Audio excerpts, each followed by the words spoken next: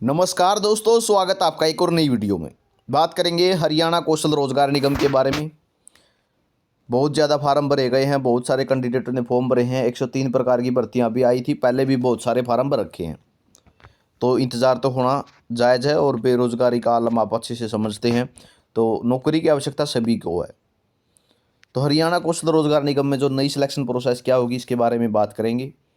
और किन नंबर वालों को जो है ज़्यादा फ़ायदा होगा, जिनका ये नंबर लगेंगे उनको बहुत ज़्यादा जल्दी नौकरी मिल जाएगी, उनके चांसेस बहुत ज़्यादा हो जाएंगे। तो सबसे पहले तो बात कर लेते हैं पॉलिसी के बारे में। आप सभी को पता, पहले 100 नंबर की पॉलिसी थी, अब पॉलिसी 80 नंबर की बनाने की तैयारी हो सकती है। ठीक है, जो आप ये सामने न्यूज़ देख रहे हैं, एचकेआरएन न्यू सिलेक्शन प्रोसेस 80 के अंकों पर होगा चयन, ये सभी अभी मनगढ़ंत कहानी कह सकते हैं। ठीक है, क्यों? क्योंकि अभी तक ऑफिशियल नोटिफिकेशन जारी नहीं हुआ है। ठीक है, जब तक अमेंडेड पॉलिसी नहीं आएगी, ठीक है, आपको बता दूं, अगर अच्छे से आप समझेंगे, सरकारी काम डॉक्यूमेंट के बेस पे होते हैं। ठीक है, कोई भी काम होगा वो कागज़ के बेस पे होगा।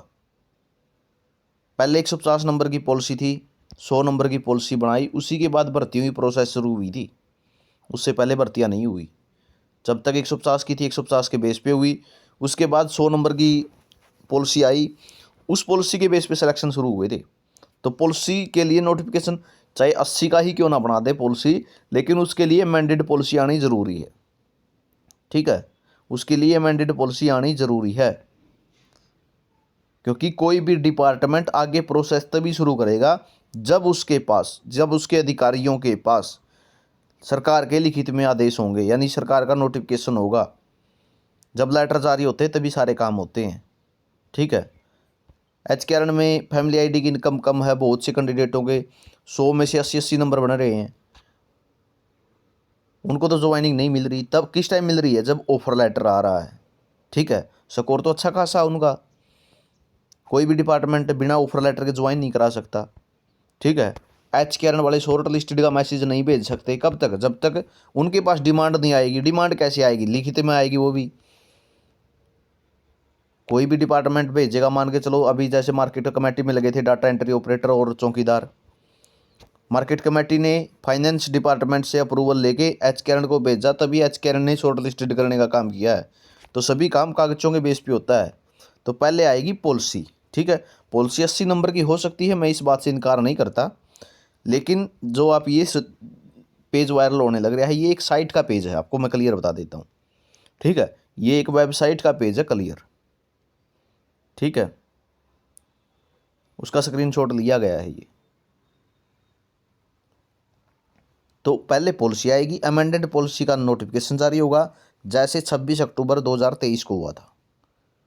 100 नंबर की पॉलिसी आई थी, उसके बाद भर्तियों की प्रोसेस शुरू हुई थी। ठीक है, जो पीएन लगे हैं, जो जेई लगे थे, ठीक है, फायरमैन, ड्राइवर जो लगे थे, वो सारे उस पॉलिसी के बेस पे लगे, 100 नंबर वाले के। अब जो है आपको पता, Punjab and Haryana high court ने मानदंड के अंक जो और एक्सपीरियंस के नंबर वो हटा दिए हैं। ठीक है, वो हटा दिए हैं, 80 नंबर की पॉलिसी बच गई है। ये पॉलिसी ऐसे कैसे लागू हो सकती है, लेकिन उसके लिए भी सरकार को, एचकेआरएन के ऑफिस को जो है अपना नोटिफिकेशन जारी करना पड़ेगा। उस पॉलिसी के आते ही, चाहे अगले 1 घंटे के बाद शॉर्ट लिस्ट के मैसेज कर दें, तब तक इंतज़ार करना पड़ेगा, चाहे कोई सी भी भर्ती क्यों ना हो। हाँ, सिलेक्शन प्रोसेस जो 80 नंबर का वो इस तरीके से रह सकता है, इसके बारे में बता देता हूँ। और जिसके ये नंबर जुड़ेंगे उनका सिलेक्शन बहुत ज़्यादा चांस रहेंगे। ठीक है, ये पॉलिसी सेम उसी तरीके से, ये जो मैटर लिखा गया है सेम पॉलिसी में से ही लिखा गया है, मैं आपको दिखा देता हूँ। तो यहाँ पे आप देख सकते हैं 26 अक्टूबर 2023 को regarding amendment in the deployment contractual person policy 2022 में पॉलिसी बनाई गई थी। ठीक है, 30 जून 2022 को पॉलिसी बनाई गई थी ये। उसके बाद इसमें अमेंडमेंट किया गया 26 अक्टूबर को। ठीक है, 150 नंबर का क्राइटेरिया था, वो चेंज कर दिया था। ठीक है,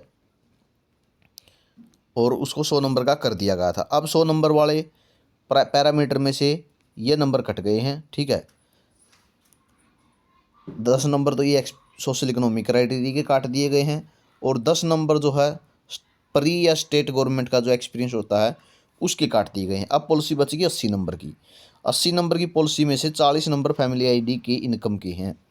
ये 40 नंबर फैमिली आईडी के इनकम के हैं।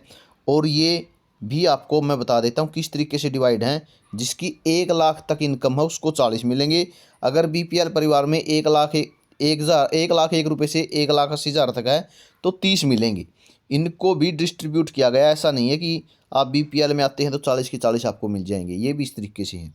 और ये भी है कि 1,80 से ज़्यादा है तो आपको नंबर नहीं मिलेंगे, ऐसा भी नहीं है। अगर आपकी 3 लाख लग है तब भी 20 मिलेंगे। अगर 6 लाख लग है तब भी आपको 10 नंबर मिलेंगे। ठीक है, जिसके पास ये नंबर हैं 40 और 30 नंबर, उसके बहुत ज़्यादा चांसेस रहते हैं सिलेक्शन होने के। जिसके पास 40 और 30 हैं और साथ में जो एज के नंबर दिए जाते हैं, आपको पता 10 नंबर हैं वे एज के।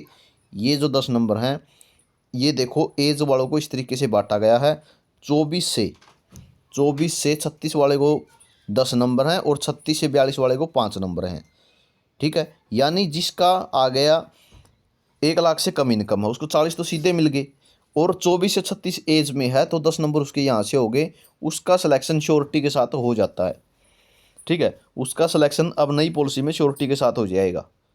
ठीक है, 36 से 42 वाले के भी फुल चांस रहेंगे। ठीक है, 40 उसको यहाँ पे मिल रहे हैं, 5 ये हो जाएंगे उसके। तो जो 24 से कम एज वाला है यानी 18 से 24 वाला है ना, उसको थोड़े ही दिक्कत रहेगी क्योंकि उसको यहाँ ना 5 मिल रहे हैं ना 10 मिल रहे हैं। ठीक है, तो 24 से 36 वाले एज वाले जो ज़्यादातर जिसकी इनकम 1 लाख से कम है उनके फुल चांस रहेंगे यहाँ पे नई पॉलिसी में। ठीक है, और मुख्य रूप से अगर सीईटी दिया है तो बेड़ा पार है। अगर सीईटी दे रखा है तो बेड़ा पार है क्योंकि सीईटी के 10 नंबर हैं। ठीक है, सीईटी के 10 नंबर हैं। बाकी आपको ये क्लियर बता देता हूँ मैं, अमेंडमेंट पॉलिसी पहले ज़रूर आएगी। ठीक है, नोटिफिकेशन जारी होगा जिस तरीके से आप ये 26 अक्टूबर वाली पॉलिसी देख रहे हैं। ठीक है, इसी तरीके से अमेंडमेंट का नोटिफिकेशन जारी होगा। पॉलिसी में क्या कुछ बदलाव किए गए हैं वो भी आपके सामने आएगा। हो सकता है फैमिली आईडी के नंबर ही कम ज़्यादा कर दें। ठीक है, फैमिली आईडी के नंबर भी कम ज़्यादा कर सकते हैं। ठीक है, और सीईटी के 10 नंबर हैं, सीईटी में कोई चेंजेज नहीं होंगे। साथ में जो आपका डिस्ट्रिक्ट और जो ब्लॉक के नंबर मिलते हैं, ठीक है, डिस्ट्रिक्ट और ब्लॉक के नंबर मिलते हैं उसका भी फ़ायदा रहता है। लेकिन ये ज़्यादातर 5 ही मिलते हैं क्योंकि लगभग अदर ब्लॉक में ही सिलेक्शन एच केरन में होता है। ठीक है, 10 किसी को ही मिलते हैं, नहीं तो 5 ही मिलते हैं लगभग सभी को। तो ये जो फैमिली आईडी वाले नंबर जिसके हैं ना 40 लग रहे हैं 30 लग रहे हैं उनको बहुत ज़्यादा बेनिफिट होगा एच केरन में। ठीक है, और पॉलिसी के लिए अमेंडमेंट होगा, पहले नोटिफिकेशन जारी होगा, उसके बाद सिलेक्शन प्रोसेस शुरू हो जाएंगे, चाहे वो नई भर्तियों की बात हो चाहे पुरानी भर्तियों की बात हो। उसके बाद क्या प्रोसेस होगी, पॉलिसी जारी होते ही एच के आर एन में डिमांड भेजी जाएगी। ठीक है, जैसे मान के चलो जेबीटी टीचर लगाने हैं इनको। ठीक है, डाटा मांगा था एच के आर एन के लिए, जेबीटी टीचर लगाने हैं तो क्या करेंगे, एजुकेशन डिपार्टमेंट फाइनेंस डिपार्टमेंट से अप्रूवल लेके एच के आर एन को भेजेगा कि हमें इतने टीचरों की आवश्यकता है, हमें इतने टीचरों की आवश्यकता है। और एच के आर एन जो है आपके मेरिट के हिसाब से यानी आपका जो स्कोर है उसके हिसाब से शॉर्ट लिस्टेड करने का काम करेगा। तो ये जानकारी रहेगी। वीडियो आपने देखा इसके लिए बहुत बहुत धन्यवाद। आपका दिन शुभ हो।